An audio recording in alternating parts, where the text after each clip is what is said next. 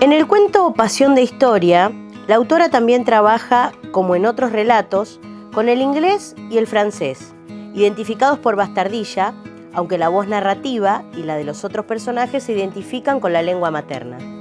La narradora expresa que tiene poco contacto con el francés, en tanto que el inglés se filtra como palabra autoritaria por la relación singular entre ambos estados.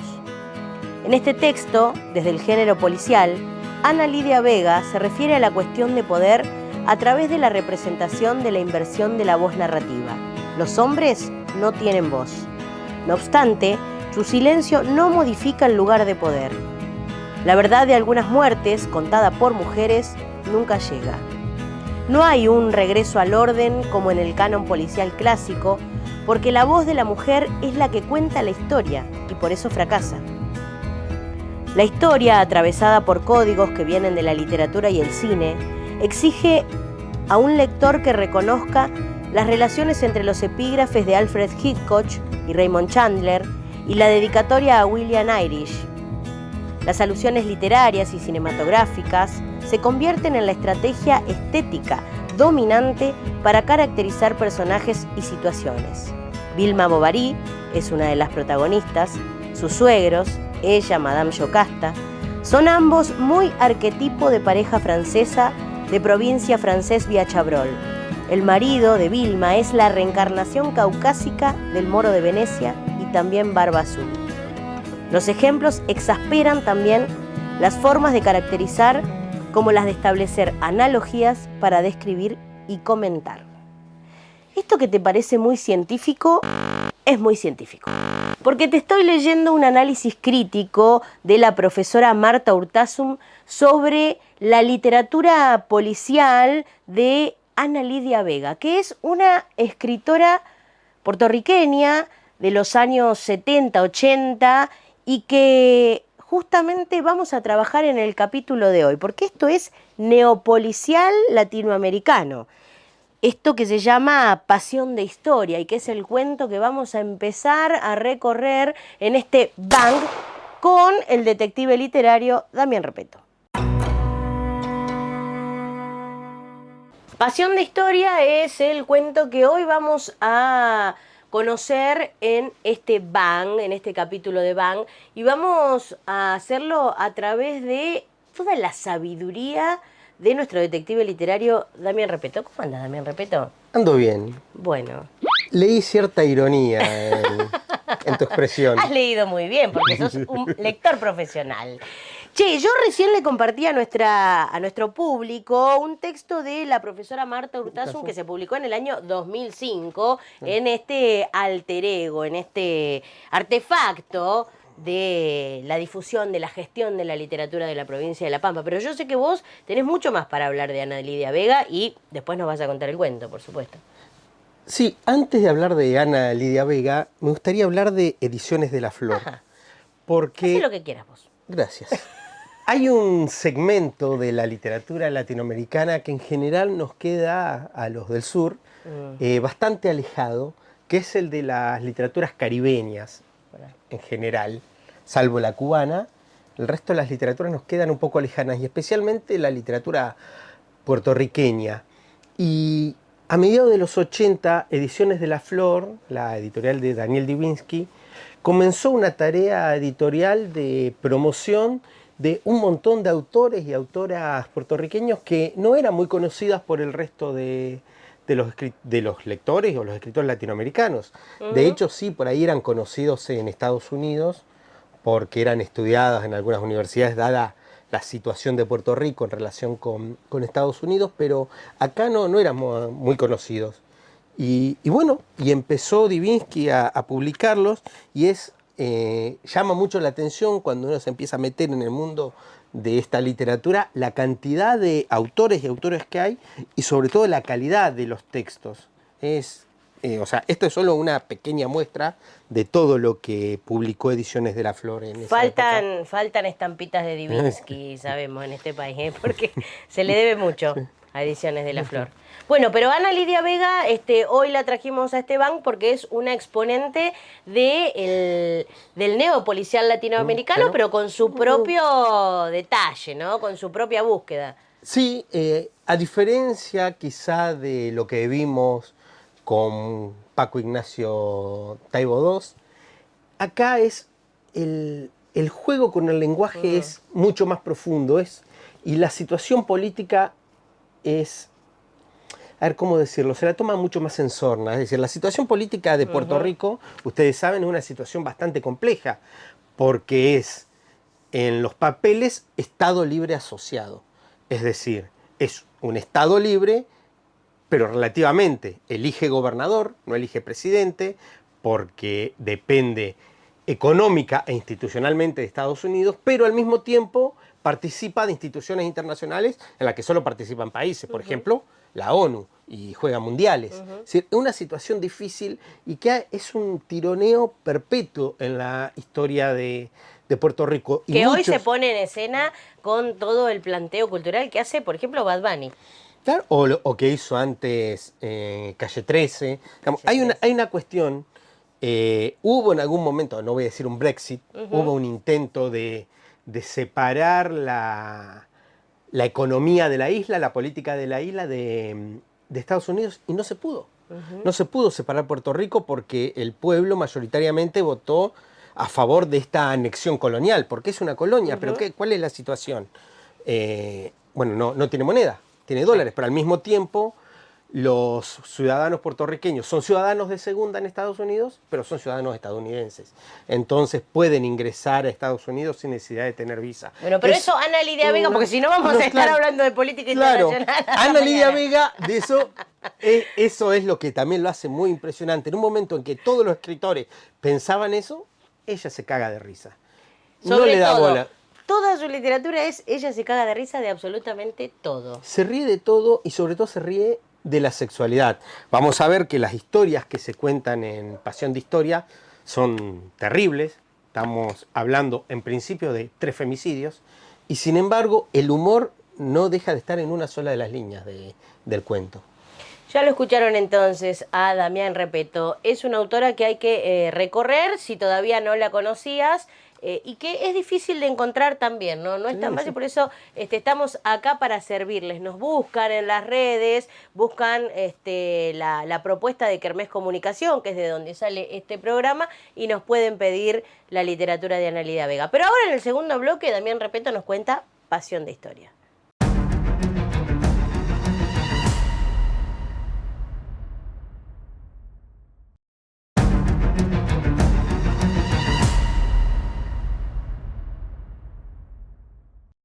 Pasión de Historia es un relato difícil de contar porque mezcla muchos géneros discursivos y es muy fragmentario. La protagonista es Carola Vidal, una maestra que aspira a convertirse en escritora. Recientemente se ha separado de Manuel, su pareja, porque ella creía que él la engañaba y sintió una suerte de alivio cuando descubrió que en realidad ella era la amante y que Manuel era un hombre casado. Se separa y decide alquilar un pequeño departamento. ¿Para qué? Para tener su cuarto a lo Virginia Woolf, su cuarto propio para poder dedicarse a la escritura. Ella tiene un objetivo preciso: escribir la historia de Malén. Ella era una mujer que fue descubierta por su novio cuando estaba con un amante y la mató. Malén vivía en el mismo barrio que su mamá, que la mamá de Carola. Entonces, además del expediente judicial, de las noticias de los diarios, de ciertos recortes periodísticos, lo que tiene también es la voz de los vecinos que le cuentan las cosas. Y así reconstruye la historia. La noche del femicidio, que en el cuento es llamado Crimen Pasional, Malén estaba escuchando música con su amante cuando irrumpió Salvador en la habitación. El amante se fue corriendo. Ella pidió ayuda a gritos, golpeó las puertas, golpeó las paredes, pero nadie atendió. Cuando lo atraparon, Salvador, su femicida, dijo: La piqué porque me la pegó. Con estos materiales, Carola lo que quiere hacer es escribir una novela entre policíaca y documental. Paralelamente, ella descubre que hay un hombre que la acosa, que la espía, que la sigue, y se siente un poco halagada al principio, hasta que una vecina le dice que en realidad quien lo está acosando es Manuel, su expareja, por lo cual se asusta un poco. Recibe entonces ella una carta de Vilma, una amiga de la universidad, que la invita a pasar 2 semanas en casa de sus suegros en los Pirineos franceses. Rápidamente aprovecha para el viaje y toma distancia de Manuel, y también le parece que en un paisaje como ese va a poder concentrarse en la escritura. Cuando llega a Francia, Vilma le tiene preparado un cuarto ideal para que escriba. El primer día salen a pasear un poco por la naturaleza y Vilma le cuenta cuál es el verdadero objetivo de la invitación. Ella quiere divorciarse. Paul, su pareja, no es quien ella esperaba. Es un hombre violento, maltratador, que la tiene encerrada, que no la deja trabajar, y que la tiene recluida en la casa como ama de casa. Y no solo eso, le cuenta una escena terrible. Una noche, Paul la golpeó fuertemente y la violó. Y mientras ella pedía ayuda a gritos, escuchaba del otro lado de la puerta la risa de su suegra. En esa situación terrible termina la primera parte del cuento y arranca la segunda, que tiene forma de diario íntimo. Ahí Carola cuenta una semana, unos días más en ese paraíso francés que en realidad es un infierno. Ella sigue concentrada en tratar de escribir, en tratar de contar la historia de Malén. Y es así que recibe una carta de su madre, quien le dice que el femicida de Malén fue encarcelado y que en la cárcel trató de suicidarse. Eso le da cierto impulso. Paralelamente cuenta que a la casa de los suegros, que alquilan una especie de departamento arriba del garage, llega una pareja joven. Un médico, Jean-Pierre, con su esposa, quien ella llama Madame Rousseau, que tiene un bebé pequeño. Vilma comienza a coquetear con Jean-Pierre. Y Paul, la pareja de Vilma, empieza a coquetear con Carola. Se arma una situación muy incómoda y la suegra de Vilma le pide a Carola que intervenga y ella no quiere hacerlo. Sigue en este tironeo de seducciones cruzadas y termina el diario de Carola. La tercera parte del cuento arranca con una situación extraña. Carola está escribiendo y a las 3 de la madrugada más o menos mira por la ventana y ve que Vilma sale con Baby Doll a la noche. Ella cree que se va a encontrar con Jean-Pierre, pero en realidad no. Simplemente sale a la noche y se queda observando el cielo. Al otro día, Carola debe volver a Puerto Rico. Le manda un mensaje por abajo de la puerta a Vilma, porque Vilma no ha salido de la habitación en todo el día, donde le dice simplemente, me voy. Cuando baja, ya tiene las valijas hechas, la encuentra a Vilma y salen a dar un último paseo.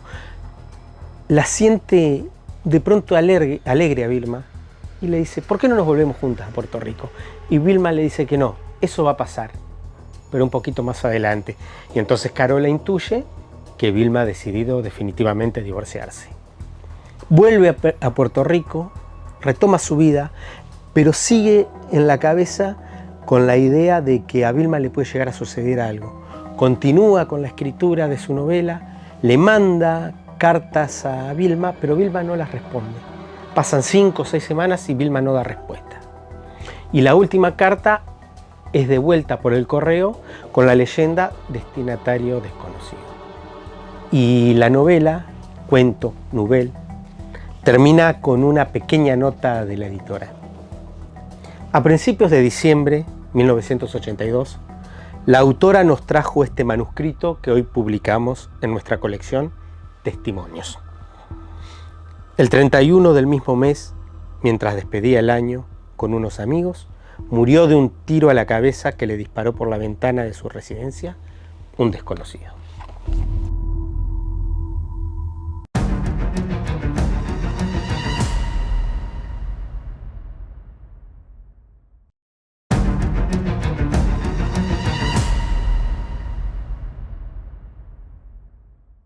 Seguimos en Bang, Pasión de Historia, el cuento policial que elegimos hoy por Ana Lidia Vega, una puertorriqueña que fue la voz del neopolicial puertorriqueño en los años 70, 80, pero desde la parodia del neopolicial también, ¿no? Sí, en realidad toda su literatura, la policial y la no policial, es paródica. Ella se ríe un poco de los cánones, de las estructuras genéricas, que es un rasgo que después podemos profundizar muy propio de la posmodernidad. Pero en el caso del neopolicial, ya vi cuando analizamos Días de Combate, la novela de Paco Ignacio Taibo, vimos que era la transformación de las reglas del género en puntos específicos, en las características del crimen, en las características del detective. En este caso se transforma por todos lados. Primero porque los crímenes no tienen solución. Casi que una certeza del policial era que al final del partido sabíamos quién iba a ser el asesino. No necesariamente saber quién era el asesino que valía justicia, pero había al menos una especie de certeza tranquilizadora, una suerte de justicia literaria. Por otro lado, también se transforma Pasión de Historia en las características del detective, de la detective en este caso. No es ni un amateur, como en el policial de Enigma, no es como Sherlock Holmes, no es como Auguste Dupin, pero tampoco es un profesional como el detective de la Continental del policial negro. Es una persona del común que se larga.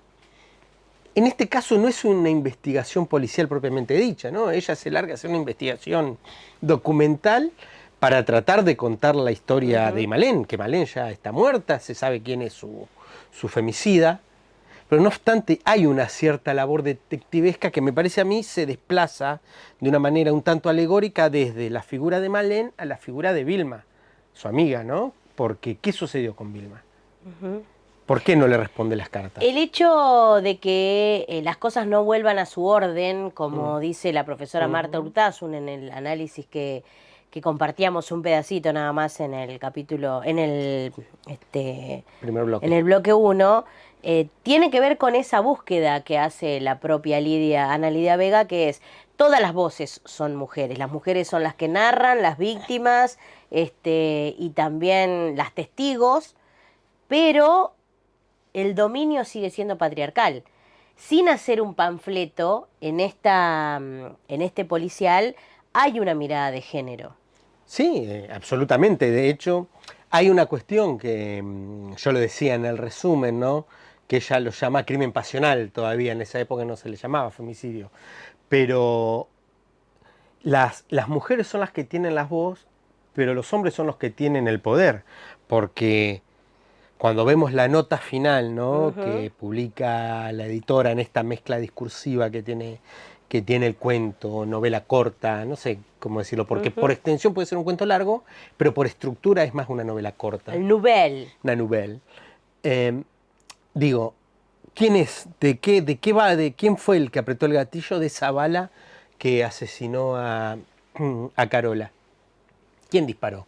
Todos podemos sospechar perfectamente que lo hizo Manuel. No lo dice el cuento, pero te lo da a entender. Así como también nos da a entender que Paul quizá no la mató a Vilma, quizá no la mató a Vilma, pero por lo menos le impide el contacto con el resto del mundo. Bueno, y Malén sabemos lo que le sucedió. Y sabemos el rol del amante de Malén también, claro, en el abandono frente al femicidio, al primer las mujeres femicidio. quedan desprotegidas en esta narración. Y no obstante, digo, lo que decíamos en el primer bloque, se narra una historia terrible y sin embargo hay mucho humor, no hay en ningún momento, repetimos la palabra, no es un panfleto, ni hay una proclama, ni hay lágrimas. Ni un hecho moral. Hay una narración terrible, plena de humor, y yo creo que la plenitud de su humor se debe al excelente manejo del lenguaje y de los distintos niveles de cultura que tiene Ana Lidia Vega, porque cuando se asoman, yo lo conté muy en castellano rioplatense, pero si ustedes se asoman a Pasión de Historia, las primeras páginas les van a resultar muy difíciles de leer porque están escritas en un lenguaje boricua, o sea, en una especie de argot puertorriqueño hermoso, Sí. tremendamente musical. El boricua, pero con el Spanglish, No, y es un- después hay una intertextualidad permanente con otras literaturas. Sí, bueno, uno de los rasgos de la posmodernidad o como lo llaman otros críticos, la modernidad tardía en Latinoamérica, tiene que ver con la ruptura de la separación entre las culturas, es decir, hay una gran división entre lo que podemos llamar la alta cultura y la cultura de masas. El discurso posmoderno lo que hace es derrumbar esa pared y poner al mismo nivel la telenovela que mira la madre de Malén, las canciones románticas que escucha, de Malén, perdón, no, de Carola. De Carola. Las canciones románticas que escucha con las referencias a Gustave Flaubert, Madame Bovary, a Antígona, dice Madame Jocasta, es como a Antígona Edipo, que ya lo tratamos acá, como le dice a la suegra de Vilma. Hay referencias a Virginia Woolf, ¿no? La idea del cuarto propio. Se ríe un poco de esta idea del cuarto propio, pero también hay referencias a Hitchcock, a Chandler, Cornel Goodrich o William Irish, que son la misma persona, escribía con dos seudónimos ese escritor. También hay referencias a Alfred Hitchcock. Digamos, hay una mezcla armónica y muy divertida porque no es forzado. Y tiene además un juego con la sexualidad y el feminismo de la época, pero que volvemos a decir, está tan bien organizado que en ningún momento ves a una feminista ahí en el relato. Y yo creo que eso también sucede porque no hay una voz, no una voz, sino un modo unívoco de contar. Entonces esta mezcla de géneros entre la narración más tradicional en primera persona, la narración más estructurada como un drama pasional, el diario íntimo, las noticias, los fragmentos de expedientes judiciales, las noticias policiales, o sea, hay toda una mezcla de géneros discursivos que vuelve muy dinámico el texto y que evita el peligro de caer en un discurso moral. Claro, porque decíamos, ¿no? Es un poco diario íntimo, es un poco narración oral, es un poco, bueno, la clásica. Yo creo que para los lectores argentinos, y si no lo conocen, vayan a leerlo, y igualmente lo vamos a tratar en Bang, Pasión de Historia o la literatura de Analía Vega se parece mucho, en muchos sentidos, a la literatura de Manuel Puig, especialmente a Boquitas Pintadas. ¿No? Digamos, la mezcla de la capacidad para escuchar voces, mezclar tangos, boleros, películas, todo tipo de discursos, y sobre todo por ese oído fino para escuchar la voz y saber escribirla. Es una paradoja, escribir la voz, que es lo más difícil de la literatura. Como dijimos, no es fácil conseguir la literatura de Ana Lidia Vega en las librerías, pero hay que aprender a buscar también. Sí. ¿No? Hay que aprender a buscar. Y revolver cajones. Revolver cajones. Y si tienen ganas, seguramente en algún lado. Y si no, nos escriben, ya saben. Nos encuentran por todos lados. ¿Llegamos al final de este Bang? Llegamos. Muy bien. Nos encontramos la semana próxima en la televisión pública pampeana. Nada puede salir mal.